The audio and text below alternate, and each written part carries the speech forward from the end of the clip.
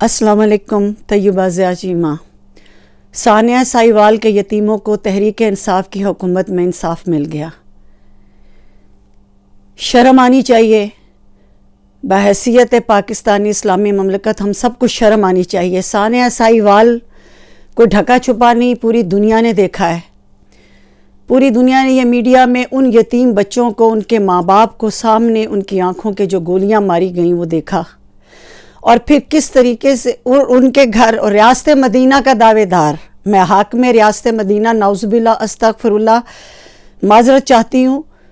میری اپنا عقیدہ یہ ہے کہ آقا نامدار محمد رسول اللہ صلی اللہ علیہ وآلہ وسلم کی ریاست مدینہ کے بعد کوئی ریاست مدینہ نہ اس نمونے کی بنی نہ بن سکتی ہے. وہ آقا کی ریاست مدینہ تھی، وہ آقا کے اصحاب اور اہل بیت رسول اللہ صلی اللہ علیہ وسلم کی ریاست مدینہ تھی. پاکستان میں مذہب کے نام پہ ہمیشہ کئی ریاست مدینہ بنتی چلی آئی ہیں اس 72 سالوں میں، اور وہ منافقین نے جو کچھ کیا میں اس کی طرف نہیں جانا چاہتی. کیا ریاست مدینہ جو ہے وہ پرانے لوٹوں، پرانے مجرموں، پرانے کرپٹ لوگوں کی پوری کابینہ کی مدد کے ساتھ بن رہی ہے؟ اس ریاست مدینہ میں کوئی کیسے سوال اٹھا سکتا ہے جہاں بڑے بڑے جلیل القدر اولیاء بزرگان دین کابینہ میں بھرے ہوئے ہیں؟ تو اس میں انصاف بھی تو ثانیہ سائیوال جیسا ہی ملنا تھا. اب یہ کہا جائے کہ جی وزیر اعظم کا اس میں کیا قصور؟ وزیر اعظم ابھی تو کل ہی کہہ رہے تھے عمران خان کہ یہ لوگ نہیں جانتے کہ عمران خان کون ہے. واقعی ہم نہیں جانتے کہ عمران خان کون ہے. آج کے عمران خان کو ہم بالکل نہیں جانتے یہ کون ہے. ہم تو اس عمران خان کو جانتے ہیں جس نے شوکت خانم ہاسپٹل بنایا تھا، یا اس عمران خان کو جانتے ہیں جس نے کہا تھا یہ تحریک انصاف ہے اور میں آ کے انصاف دوں گا اور میں یہ کروں گا اور میں وہ کروں گا. وہ جو چاہے وہ کر سکتا ہے. ابھی کل کی بات ہے کہ نواز شریف ہاسپٹل میں داخل ہیں بیماری کی وجہ سے، اور ان کی بیٹی کو ایک مقامی عدالت نے اجازت نہیں دی کہ وہ باپ کو مل سکے.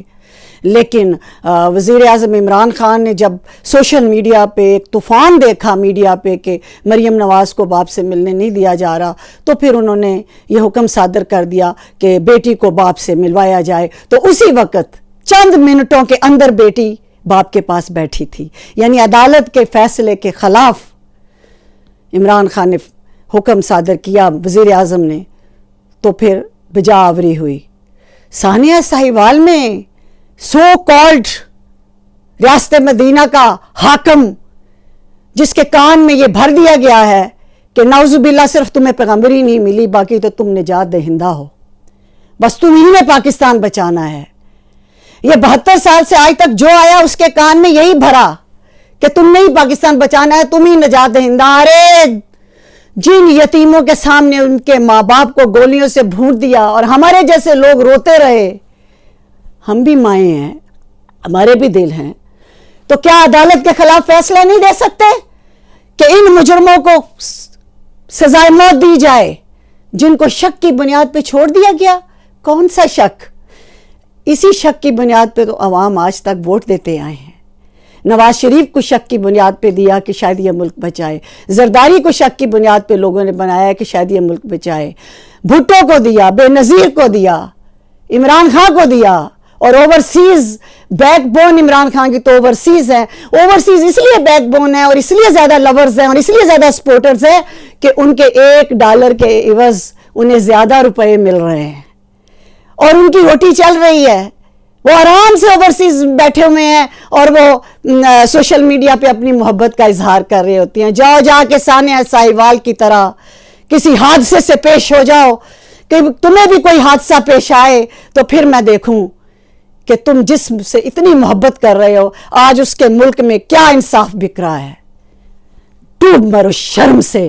میں یتیموں کی آواز ہوں، تم اقتدار کی کرسی پہ بیٹھے ہو. امتحان تمہارا ہوگا، گریبان تمہارا، اور تمہارا دعویٰ بھی بہت بڑا ہے. ریاست مدینہ کا اتنا بڑا احتساب ہوگا تمہارا. شک کی بنیاد پہ تمہاری عدالتیں چھوڑ دیتی ہیں. سبحان اللہ. شک کی بنیاد پہ اس ملک پہ بھی رحم کر دو کہ یہ ملک قائد اعظم کا تھا.